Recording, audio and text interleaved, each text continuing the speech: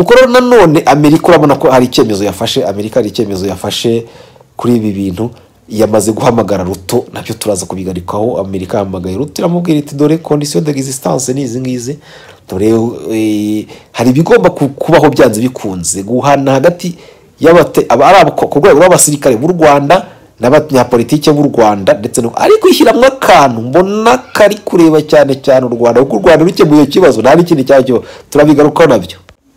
Hano baravuga ibihano ku bategetsi b'u Rwanda, yuko Leta Zunze Ubumwe za Amerika ishobora gufatira bamwe mu bategetsi cyangwa se abategetsi bo mu Rwanda, ibihano abategetsi b'u Rwanda ndetse na Kongo. Hano turareba icyo Leta Zunze Ubumwe za Amerika ishobora gukora kuri ibi ngibi, yuko bari kuvuga yuko ibi bintu bishoboka. Turebe impamvu Leta Zunze Ubumwe za Amerika ziri kuvuga ibi ngibi byo gufata ibihano, ariko zikavuga ko ari ku ruhande rw'abategetsi b'u Rwanda ndetse n'aba Repubulika ya Demokarasi ya Kongo. Akeka ko ari ibibazo by'intambara yo mu burasirazuba bwa Kongo. Ejo rero irango ku itariki 8 z'ukwezi kwa 2 2025 nibwo inama izabera muri Tanzania, inama izahuza abakuru b'ibihugu bya SADC ndetse n'ibihugu bya East African. Kongo ngira ngo uzi ko ari umunyamuryango w'ibihugu byo bice byombi, muri East Africa ari umunyamuryango, muri SADC nayo n'umunyamuryango. Hano rero hari inkuru ziri kuvuga ni cyera yatangiye kuvuga yuko Antoine Felix Tshisekedi ntazaba hari, ariko hari inkuru nabonye nanone kuri Radio Okapi ivuga yuko Tshisekedi azaba hari, ariko ari gusaba yuko ingabo zako z'u Rwanda zava ku butaka bwe. Hano rero ni inkuru ebyiri zisa naho ziri contraduizanya, cyo turi buze kureba izo nkuru zagiye zitangazwa ryari. Abantu benshi baravuga bati Tshisekedi agiye muri EAC, agiye muri Tanzania, ariko nyine abantu babihuzaga nyine nabo kuvuga ati Tanzania ntawe agiye ngo atahe cyangwa bimugwa amahoro. Bakagaruka cyane kuri biriya byabaye kuri wari umukuru w'igihugu cy'u Rwanda Juvenal Habyarimana, ati nawe yagiye abana yigiye mu mishyikirano, ariko indege yigira isanganya ari gutaha n'ibindi ntawamenya. Rero hano bavuga bati ntabwo yakwiriye kujya. Bo ku rundi ruhande nigeze kubona ahantu niba ari byo bavuga ko President Ndayishimiye w'u Burundi watazaboneka, bo wazohereza yonde niba ari mugaba w'ingabo cyangwa se ministri w'ingabo, gutyo mu bintu kimwe nk'ibyo ngibyo byose turaza kureba ko ahanga tugenda tunyuramo muri make. Nuko rero ikaze rero abanywanyi bacu nizo ngingo turi buganire aho tuzicagaguremo muri makeya, ariko reka tubanze tubasuhuze mwese abadukurikira mwese. Turi gushyira ibiganiro nuba bitari birebire cyane, haravuga ariko twabishyiraho birebire byaba cyaba bireba wese mu mungana, ntago mwiyongera cyangwa gira gute kubera ko byabaye bigufi cya birebire. Ariko icyo musabwa murakireba namwe murakizi, nubona ibiganiro ntukagiye ubyiherana jyo haba. Nuko rero tubasuhuza bari mu Rwanda, mu majyepfo y'igihugu, mu majyaruguru, burasirazuba n'uburengerazuba. Mwese murengerazuba ngira ngo maze iminsi mu bibazo yo turanye n'igihugu kiriya gice cy'uburengerazuba, burya nicyo kigirwaho impact cyane cyangwa se ibibazo cyane kubera ya ntambara yo muri Repubulika ya Demokarasi ya Kongo. Hariya ngira ngo Igoma ho mwarabibonye, Igoma nabonye ari kuvuga yuko nako Gisenyi, ariko nabonye ko leta izaramburusa bari abantu bafikize n'ibibazo cyangwa se bahuye n'ibibazo, ikaba ubufasha 100%. Nuko rero Igoma hariya gisiye cya Gisenyi cyo ngira ngo byo baravuga ariko ngo bazabaramburuza cyangwa se ngo basanire 100%. Niba bishoboka mwihangane, ariko ndumva tutari kuvuga neza kubera ibibazo nyine ntago bimeze neza mu ntuza. Turi kuvugira muri FM, Radio FM, ariko ntago ari Radio FM ko muteri n'uburwayi, ariko turakomeye turashinga. Nuko rero Igoma rero bari kuvuga ko nako Bukavu nabo baravuga ko batangiye kwikanga ibitero bya 23. Ni mu gihe nanone ari amakuru kuvuga yuko ingabo z'u Burundi ziri kuvuga zitireka tujye gutangirira hakiri kare mwoka byaramwe. Bukavu nayifashwe bya byototera Bujumbura, ariho abantu bari kuvuga ngo bohereje ingabo nyinshi. Nabonye ibitangazamakuru bavuga by'ingabo nyinshi zirenga 10,000 kujya gufasha umujyi wa Bukavu kugira ngo nawo utagwa mu gico cya 23. Ibyo ngibyo rero nibyo biri kuvugwa. Nuko rero mukomere cyane bari hirya no hino ku isi. Rero namwe mwese mutagira ngo twabibagiye, twabasuhuje za Australia, Canada, Aziya, Amerika, Burayi ndetse n'abari ibihugu duturanye n'abari inyuma yabyo. Mwese Afrika mwese mukomere, ariko dusengere akarere k'ibiyaga bigari, Kongo, burasirazuba bwa Kongo, bamaze imyaka myinshi mu bibazo, ariko natwe tumaze imyaka myinshi mu bibazo kubera izi ntambara tumaze iminsi turwana zinyuranye, ubukene byose, politiki, imiyoborere n'ibindi. Reka dusenge, byose bishobozwa na Kristo, tukabihabwa namwe muri we no mu bumwe bwa Roho Mutagatifu. Ku izina ry'Imana Data na Mwana na Mutagatifu, amina. Nyagasani Imana yacu yaturemye kandi Imana idukunda, turinda ikibi kandi uturinde umubi, tugiye kuvugira ibikwiye, kuvuga ibikwiye no gukora ibikwiye mu gihe gikwiye. Nyagasani rero iminwa yacu nikabumbukire kuvuga ibibi, cyangwa se nikabumbukire kugushanukaho no kwamamaza ibibi, ahubwo igize ivuga ibyiza biganisha abawe aheza.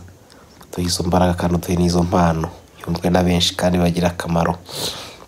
Bikira Mariya uhora ku ntebe ye imbabazi udusabira, komeza udusabire, kandi ntidushobotse, turi abanyabyaha, icyo dushaka no gutagatifuzwa ku mutima, ari umutima twifuza kuba beza inyuma, ariko dushaka ko ubwiza bw'inyuma bwajyana n'imbere. Azira umubyeyi Bikira Mariya dusabire. Ndakuramutsa Mariya uzine mwana n'Imana buragora sunsha neza umwana byarasingizwa, Mariya mutagatifu umubyeyi w'Imana, Yesu aturamye ibyaha kurya tuzapfira, amina. Nyagasani rero shimagizwa kandi ukomeze udutabare, dufashe mu ntambara zose turi kurwana nazo, kandi uduhe amahoro, duhe agahenge, duhe gukomera, kandi uduhe imbaraga zo gutsinda ikibi n'umubi, ibigeragezo n'imitego yose dutegwa na Sekibi. Turi imbere yawe Nyagasani, ku izina ry'Imana Data na Mwana na Mutagatifu, amina. Mwihangane ko umuntu ari kuvuga bitumvikana, ntekereza ko muri kumva ijwi ryahindutse, ariko ni njyewe umucuti wanyu, mwe nshuti zanjye. Nuvuga rero kaduhere ko ibi ngibi yuko Leta Zunze Ubumwe za Amerika ivuga yuko ishobora gufatira ibihano abategetsi b'u Rwanda ndetse na Kongo. Iyi nkuru reka tuyihereho turebe.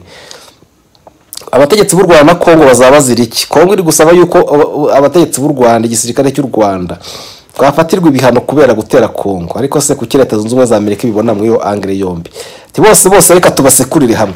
Leta Zunze Ubumwe za Amerika rero yagabishije ko zishobora gufatira ibihano abategetsi b'u Rwanda na Repubulika ya Demokarasi ya Kongo. Ni imbere y'inama igenewe guterera inyishyu cyangwa se gushakisha igisubizo intambara itera ikomeza kurushaho mu buseruko cyangwa se mu burasirazuba bwa Kongo, nk'uko urwandiko rw'ubushikiranganje bujejwe imigenderanire bwa Amerika bubivuga. Bibutse ko Amerika imaze iminsi ivuga ati Rwanda kuri ingabo zawe hari, ariko nkavuga ndetse nkavuga ntiriya sa Amerika ibivuga, Amerika iramutse bivuga buriya koko ziramutse zihari nta nubwo zanatera kabiri, yavuga yakwitsamura, yavuga ngo yajya kuvuga ku byonyine zamaze kuhava. Icyo gihe njya nkunda kukibwira abantu, ntabwo Amerika ari igihugu, Amerika ni kontinent. Amerika ifashe icyemezo kimwe, ntabwo u Rwanda ari Uburusiya, sibyo wafatira igihano gatoya ngo bigire burya, kandi tumenyereye ko u Rwanda rumenyereye ku bintu by'imfashanyo maze iminsi, ni inshuti cyane Amerika byonyine. Burya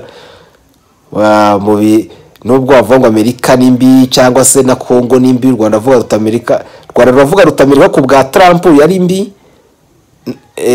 naho ku bwa Donald Trump, ku bwa nanuriya Biden ni mbi, kavuga ati na Kongo ni mbi, ariko mu bibi bibiri ureba mwe ikibi kitafite ubukana cyane, ko Amerika rero ifite ubucuti bwihariye cyane n'u Rwanda kuva kera. Twakomeje noneho urwandiko rw'ubushikiranganje bujejwe imigenderanire bwa Amerika bwarungikiye Kenya kuri uyu wa gatanu, rutangaza kugira umutekano urangwe mu karere, bizosaba cyangwa se bizasaba ko igisirikare cy'u Rwanda gikura inteko n'ibirwanisho bikomeye byarwo muri Kongo. Urumva bavugaga yuko Amerika umuriya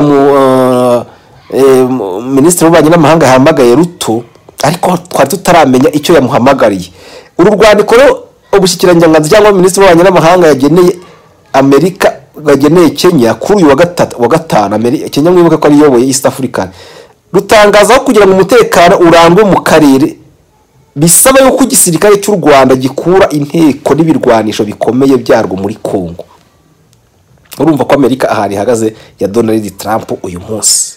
Urumva ko nubwo u Rwanda rwishimye ngo Amerika ngo biraryoshye ko haje Trump, ariko Biden nawe ntago yoroshye, nako ko haje Trump nawe urumva ko ari mu kirenge nk'icya Biden, kugira ngo amahoro aboneke nuko u Rwanda kuri ngabo hariya n'ibikoresho.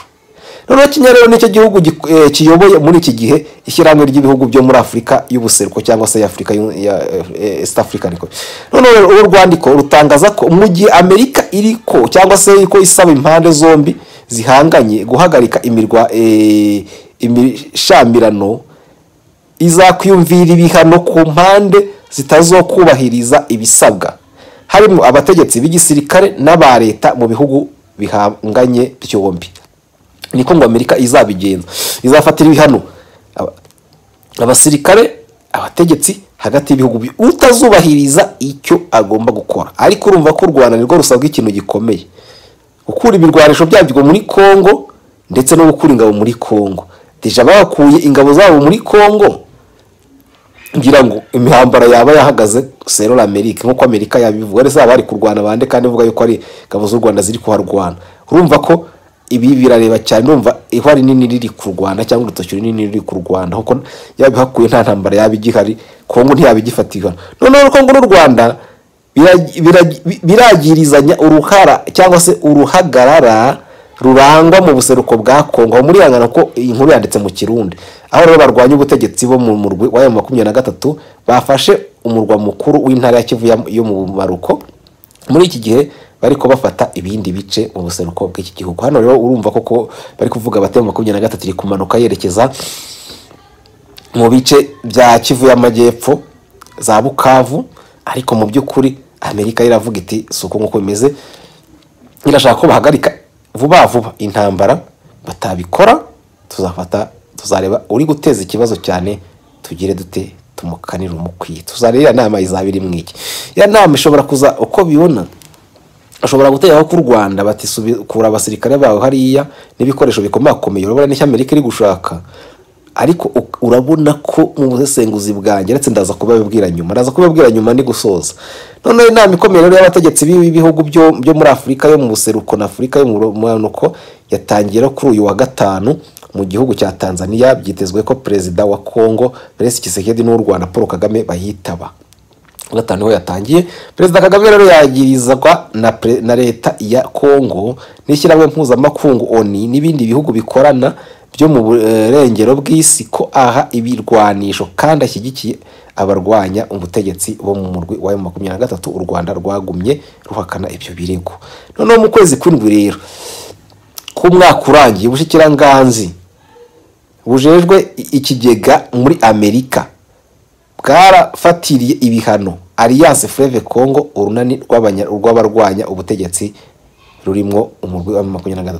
Inyuma yuko bafata Goma, igisagara kinini kuruta ibindi mu buseruko bwa Kongo, mu ndwi irangiye abarwanya ubutegetsi bo mu murwi wa 23 ku munsi wa gatatu w'iyindwi barigaruriye ikindi gisagara kicukurwamo ubutare. Ni mu gihe rero bariko batera baja mu murwa mukuru w'intara ya Kivu yo mu manuko cyase mu majyepfo Bukavu, birenga ku gahenge batangaje ku ruhande rwabo. None ibiro by'ishyirahamwe ONU bijejwe gukurikirana ibikorwa byo gutabara ku munsi wa gatatu byemenyesheje ko abantu n'imiburiburi 2800 nibura abantu n'imiburiburi cyangwa se abantu nibura 2800 bapfuye mu ngwano uherutse kubera mu gisagara cyago. Mukuba kuri Rwanda yabeguyemo abantu bagera mu 2800.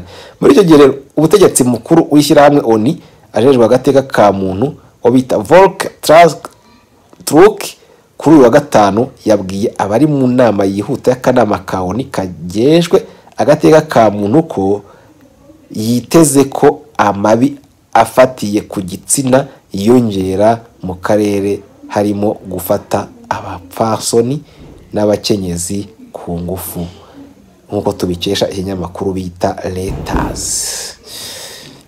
Icyo rikari inkuru ry'Amerika bakuye muri kinyamakuru Reuters. Ngaho rero aho ni muri Repubulika Demokarasi ya Kongo, bavuga yuko ndagira ngo harakana ndibuze gusesenguraho nyuma navuze kagendanye na kiriya cyo ko Amerika ikomeje gushimangira yuko ingabo z'u Rwanda zigomba kuva hariya. Ariko ku cy'abazungu buri gihe baba bakina akazungu na rara, biterwa n'iki bakeruye bagakora ibyo basabwa. Où sont les efforts de sa véclère monte en puissance? Où se trouve Tshisekedi avec sa moindre moi jamais observé bien Tshisekedi traité de son peuple négligé ses discours sans action. Le peuple congolais très fatigué. Wano bita Sano Ruto ari kwibaza ati Tshisekedi ari hehe? Tshisekedi n'amagambo ye discours zitafite ibikorwa. Amerika nta jambo kigira yabaye imbwebwe wapi kandi ari uboneye gusa. Ariko nyine uko byagenda kose bigaragara ko Kongo ku rwego rwa diplomasi byo n'abantu benshi barabivuga, ubona ko Kongo twavuga ko yarasatuye ariko ku kibazo kigendanye n'intwaza muheto ni ikibazo gikomeye. Ari nka Kongo yateye u Rwanda bakaba bari gushyigikira u Rwanda kuri bya bibindi ntabwo byabyo cyangwa ari igihugu cyateye ikindi. None rero uyobozi w'ishami ry'umuryango w'abibumbye rishinzwe uburenganzira hano rero hari inkuru nanone yahise iza hano Tshisekedi sera usome dera kwa abibumbye. Reka tubanze nanone turebe iyi nkuru y'umuyobozi ushinzwe uburenganzira ishami ry'uburenganzira kiremwa muntu ku isi. Inkuru imbere y'akanama kaoni gashinzwe uburenganzira kiremwa muntu, nawe yaje aravuga ati ibi bintu ntabwo byoroshye muri Kongo, abantu bari gushira. Abashinzwe uburenganzira kiremwa muntu rero rwose iyo ibintu bikomeye gutya ijambo riba ribonetse. None bavuga yuko kuri uyu wa gatanu umuyobozi w'ishami ry'umuryango w'abibumbye rishinzwe uburenganzira bwa muntu bita Volker Turk yatangaje ko ibintu bibi cyane bishobora kuba biri imbere mu burasirazuba bwa Kongo kubera bishobora kuba bibi imbere mu bushyamirane buri kubera mu burasirazuba bwa Kongo, harimo n'ibikorwa byo gufata abagore ku ngufu asanga biziyongera. Ibi rero yabivugiye mu nama yihutirwa y'akanama kaoni gashinzwe uburenganzira bwa muntu yasabwe na Kongo ko hakozwe iperereza ku ihohoterwa rikabije ry'uburenganzira bwa muntu yamaganira ku mutwe wa 23. Bivugwa ko ushyigikiwe n'u Rwanda.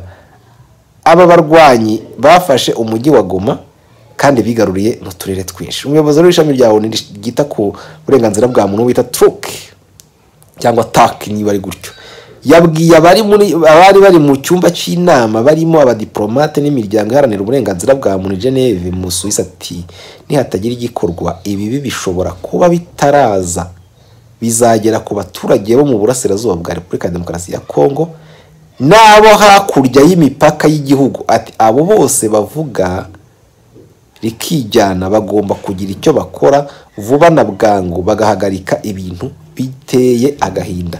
Iyi ntuza muyifate, iki kintu mugifate. Yavuze ati ibintu bishobora kuba bibi muri Kongo ndetse no hakurya y'imipaka. Aba bantu umurenganzira kiraba muntu babibonye bumva umwuka uri mu bantu, bumva uko ibintu bimeze. Abatero bavuro basubiriwe. None Track iyo bita Track yavuze ko yakuye umutima n'amakuru yagiye ahagaragara muri raporo ku gufatwa ku ngufu, gusambanywa n'uduco tw'amabandi no gusambanywa bucakara. Uyu muyobozi rero yavuze ko ibi bishobora kuzarushaho gufata intera ibintu nibiguma uko biri ubu. Intumwa y'u Rwanda yahakanye ibivugwa ko ari rwo nyirabayazana, avuga ko rufite ibimenyetso by'igitero gikomeye umuturanyi warwo Kongo yashakaga kugaba. Nyine umuntu ko u Rwanda ruvuga ko hari igitero yashaka kugaba. Ibihugu byinshi byari muri iyo nama byamaganye ihohoterwa ry'uburenganzira bwa muntu muri Kongo, harimo ibihugu byinshi bya Afurika. Repubulika ya Demokarasi ya Kongo rero yatanze icyifuzo gisaba ONU gushyiraho itsinda ryo gushakisha ukuri nyako rikazatanga raporo yuzuye ku ihohoterwa rikorerwa mu burasirazuba bwa Kongo bitarenze ukwezi kwa 9 2025. Ukwezi kwa 9 ni kera. Nuko rero intumwa uyu muntu ushinzwe ntuza uyu bita Volker Turk rwose by'imbere y'akanama ko muryango w'umuryango gashinzwe uburenganzira bwa kiremwa muntu yavuze ko ibintu rwose biri kugenda biba bibi kurushaho, kugeza ubwo avuze ati rwose bishobora no gufata indi ntera bikanambuka n'imipaka. nuko rero ngira ngo hano Radio Okapi ari hano tunyarukiye mu Rwanda ku isaha ntoya rwose irangiye mu kanya. Twareka turebe iyi nkuru turebe koko ibyo bavuga babikuye n'ibyo bari kuvuga ko baravuga yuko ni ku isaha ya saa 17h26 le 7 février 2025. Inkuru yanditswe na Bertrand Tunezero ariko ngo Tshisekedi à Dar es Salaam un déplacement lequel endurci. Le président de la République démocratique du Congo Félix Antoine Tshisekedi a affirmé qu'il ne se rendra pas à Dar es Salaam. Nukuvuga ngo président de la République démocratique du Congo Félix Tshisekedi Chilombo yavuze ko qu'il ne se rendra pas à Dar es Salaam. Yavuze ko atazaboneka cyangwa atazaba ari Dar es Salaam Tanzania pour accepter des négociations de paix. Ntabwo azaba ari Tanzania kugira ngo yemere noza négociations de paix entre son gouvernement et les groupes armés. Ntabwo azaba hari cyangwa se nazaba ajyanywe no kugira ngo yemere imishyikirano ye hagati ye na 23 malgré les processus persistance de la communauté internationale, malgré les pressions, nubwo byaba cyangwa se nubwo habaho igitutu cya communauté internationale. Non, c'est le 8 février 2025 niyo réussissant le chef d'état de pays membres de la communauté d'Afrique de l'Est et de la communauté de développement de l'Afrique australe SADC est prévu à Dar es Salaam visa à trouver une solution. Nukuvuga ko rero kuri ku mutariki 8 z'ukwezi kwa 2025 azaba inama y'abamambre cyangwa se yabagize yase ndetse na SADC ibihugu bihuriye by'ubukungu bihuriyeho na Africa de l'Australie bashobora izabere Dar es Salaam ariko bikaba byiga cyane visa trouver une solution durable kugira ngo barebe igisubizo nyacyo incessante qui dure depuis nombreuses années dans l'est de la Haine. Intambara rero imaze igihe kirekire cyane, imaze igihe kinini kiri kubera hariya muri Repubulika ya Demokarasi ya Congo mu burasirazuba. Lorsque les groupes armés M23 a pris la ville de Goma le 27 janvier 2025 à l'est et la SADC ont publié différents communiqués appelant à des négociations entre les parties en conflit avait en fait que les combats. Hano rero akavuga yuko mu gihe cyangwa se mu gihe M23 yasabaga yafataga Goma ku itariki 27 z'ukwa mbere 2025 ya Sena SADC bagiye batanga amatangazo anyuranye basaba négociation hagati y'ibice biri mu ntuza mu makimbirane avec les combats kugira ngo intambara bayagira hagarara. La négociation avec le gouvernement de RDC sont principales revendications. Non ava ko négociation avec le gouvernement de la RDC sont la principale revendication de M23 puis qu'il a prise combat de novembre dingue. Nuva ko rero mishyikirano hagati yako yanuza ya 23 na Congo akavuga ko intambara yatangiye hagati muri Novembre 2023 nibye 23 yagumye isaba yo kwabaho imishyikirano hagati yabo na leta iraye Garoma ya firma après la prise de Goma annonçant que ceci ne se concrétisa pas. Il poursuivait son avancée jusqu'à Kinshasa ariko bakaba bavuga yuko nubwo atabaye imikino bazakomeza guhangana mpaka bageze Kinshasa. Bakaba ko porte-parole du président Tshisekedi Tina Salama a confirmé à Radio Okapi que le chef d'État participera à cette réunion. Noneho bita umuvugizi wa président Tshisekedi Tina Salama avuga kuri Radio Okapi avuga ko le chef d'État participera à cette réunion azaboneka mu yo nama écrit souhaité que ces organisations condamnées ce qui qualifié de provocation du Rwanda. Avuga ko izo organisation weke zabasaba hanina ro ko izo organisation zigomba guhanwa kandi akavuga yuko ibyo byose byatewe n'u Rwanda rugendo tutanexigere sore traité. Aravuga yuko azagomba kuzasaba yuko abo bantu bateye Kongo cyangwa iyo mitwe y'igitera kuko igomba gufatirwa ibyemezo ndetse anasaba yuko habaho iyo bita retraite militaire du territoire congolaise avo provoca avuga ko provocation du Rwanda tout en exigeant son retrait militaire, avuga yuko iyo provocation y'u Rwanda cyangwa se ibyo byose byihishwe inyuma n'u Rwanda ari nako asaba yuko izo ngabo z'u Rwanda cyangwa se bigomba kuva aho ngaho. Urumva ko rero iyo uramutse urebye ko ngaka ka paragraph ukareba n'ibyo Amerika yasabye ya ministry cyangwa se yasabye Kenya muzibande kuri iki kintu, abona ko ibintu bihura n'ibyo Congo kwisaba exige sur le trait militaire du territoire congolais. C'est l'expression provocation du Rwanda Kurama utilisée par les dirigeants de RS pour accuser Kigali de soutenir le mouvement. Non, explication provocation. Non, iyi expression cyangwa se iyi nteruro cyangwa se injyana provocation du Rwanda. U Rwanda agresse comme agresseur cyangwa se u Rwanda nk'igihugu cya ino ntambara muri Congo Kurama itirize imaze igihe ikoreshwa n'abayobozi ba Congo Seloma, ariko urabona ko ari isi yose ahubwo kuko na Amerika urabona ko ari ibiki pour accuser Kigali de soutenir M23. Toutefois le Rwanda a rejeté ces allégations à plusieurs reprises, les qualifiant d'infondées. Au contraire, il a été établi que le gouvernement congolais collaborait activement avec les groupes terroristes FDLR. None bakavuga ko ibyo byose ko u Rwanda rwagiye rubitera ishoti ahubwo rugashinja Kongo gukorana na FDLR. None bavuga Salama Garoma affirmé que Tshisekedi attend de l'EAC et de la SADC qu'elle exige du M23 la restitution de la ville de Goma au gouvernement congolais et la réouverture de l'aéroport international de Goma en fait de faciliter l'évacuation des blessés d'autres opérations humanitaire. None hano akavuga yuko uyu Kongo kizaba kireba cyane aruko mu inama ya Sena SADC aruko M23 igomba kuva mu mujyi wa Goma, hakabaho no gufungura ikibuga iriya aeroport yafunzwe, ndetse hakabaho no kugira ngo habashe kubaho ibikorwa by'ubutabazi ndetse no kuvura inkomere.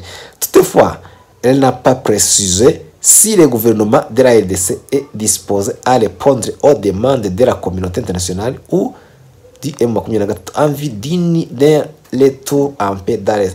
Wariko ntago Kongo ishyira cyangwa se yerekana mu buryo bugaragara yuko ishobora kuzemera ibyo communauté internationale yisaba mu rwego kugira ngo bigendanye n'ibyo M23 yabisaba kugira ngo habeho amahoro arambye. Hano rero n'ikinyamakuru igihe cyari cyashimwe kuri iyi nkuru, ariko kigaruka kuri nkuru ya Radio Okapi. Ngira ngo rero abanyarwandakazi inshuti zacu twasozaga tuvuga tuti Amerika yo iravuga yuko izahana abategetsi babiri hagati y'u Rwanda kugwerekeranye système politique et système militaire tuta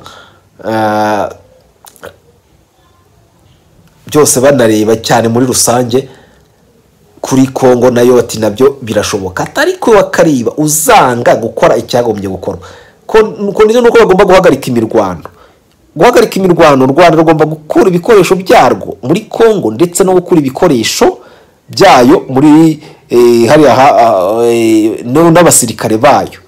None rero bamara gukora ibyo ngibyo bagahagarika imirwano, ati tuzafata Amerika. Rero nibyo navuga, none se u Rwanda rwakuye abasirikare niba uko barwana ari abanyarwanda, Kongo ntiyabigiharwe kubera ko itazarwana.